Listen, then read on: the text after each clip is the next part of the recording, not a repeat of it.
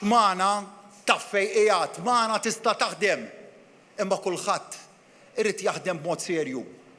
U mhux għaskaptu jew għad-detriment tan-nies. Nenfasizza b'mod ċar mal-awtoritajiet kollha ta' dan il-pajjiż li rrid nara il-buon ordni u s-sigurtà. Kullhom kienu f'kull settur li qed nitkellmu dwaru. Dan kien is-sentiment li kompla joħroġ mid-diskors tal-Prim Ministru Robert Abela li għamel fil-Birgu, meta nfasizza li dan il-Gvern se jkun iffukat li jżomm il-bon ordni, l-infurzar u s-serjetà.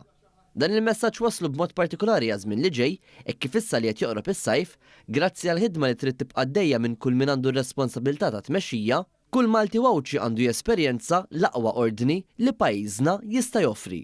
Intant, il-ħidma li saret bħalissa qed tara lil pajjiżna bl-aqwa ekonomija fl-Unjoni Ewropea kollha, li qed trendi lura b'bosta investimenti fis-soċjal. U r-riżultat ta' dil-politika ekonomika tagħna qed juri. Illum niġi hawnhekk qudiemkom bħala l-Prim Ministru tal-aktar pajjiż li għandu ekonomija b'saħħitha fl-Unjoni Ewropea kollha, l-aqwa llum u għall-li ġej. Hawn klajda hekk finanzi pubbliċi fis-sod bħal qatt qabel.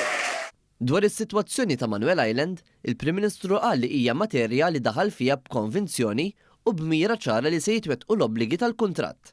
Żied jgħid li b'kuntrast ta' kif il-Partit Nazzjonalista fil-Gvern mingħajr pubblika ippermetta li jsir sfreġġju ta' żvilupp f'Tinja Point, Dr. Abela saħaq li f'Manuel Island u mhux se jippermetti li jsir bini. Jien mhux se nippermetti li jsir hekk ġewwa Manuel Island. Ħankun ċar ħafna fuq dan il-punt. L-isfreġġju li sar f'Tinja Point mhux se nippermetti li jsir f'Manuel Island. U fl-ewwel inkontru li kellna mal-konsorzjum din il-ġimgħa tkellim ċar li l-bini il-ġdid f'Manuel Island mhuwiex ser jinbeda u mhuwiex se jsir. Dak kien il-messaġġ ewlieni illi għaddejtilhom. Il-bini mhuwiex se jsir.